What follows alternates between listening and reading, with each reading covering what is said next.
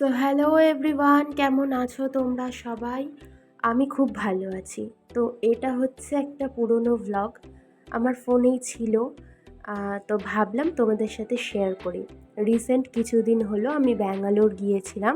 তো আমার অনেক ফ্রেন্ড সার্কেলের মধ্যে যারা আছে তারা বলেছিল যে কিভাবে এয়ারপোর্টে গিয়েছিলি, কোন রুলস রেগুলেশন আছে, কিভাবে পৌঁছেছিলি। সো আমি ভাবলাম একটা যেহেতু ভিডিও আমার করা আছে, তো কেন না শেয়ার করা যাক। তো অনেকেই আছে যারা ফ্লাইট জার্নি নিয়ে অনেক কনফিউশনে থাকে যে কিভাবে যাব, কিভাবে পৌঁছবো, কিছু হবে নাকি, কোনো রিস্ক আছে নাকি।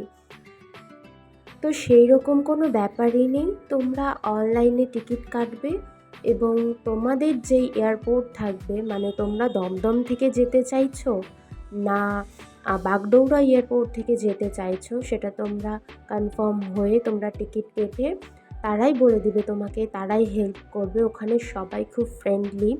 ইভেন আমরা গিয়েছিলাম এয়ার ইন্ডিয়ার ফ্লাইটে করে। সো তারাই বলে দিয়েছিল সব কিছু, তারাই গাইড করেছিল, তারাই হেল্প করেছিল। এটা হচ্ছে দমদম এয়ারপোর্ট, আর আমরা এন্ট্রি নিচ্ছিলাম গেট নাম্বার 18 থেকে।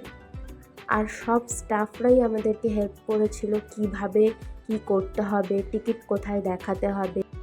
তো 2 স্টেপে জার্নি ছিল আমাদের। ফার্স্টে হচ্ছে দমদম থেকে পাটনা, দেন পাটনা থেকে ব্যাঙ্গালোর।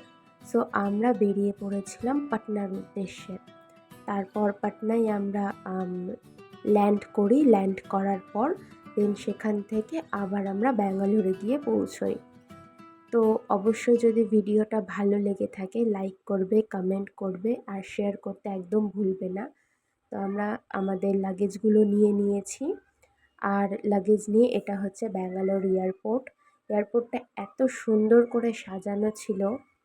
আর ব্যাঙ্গালোর থেকে আসার ভিডিও যদি তোমরা দেখতে চাও তো আমাকে কমেন্ট করতে একদম ভুলবে না, আমি সেটাও তোমাদের সাথে শেয়ার করব।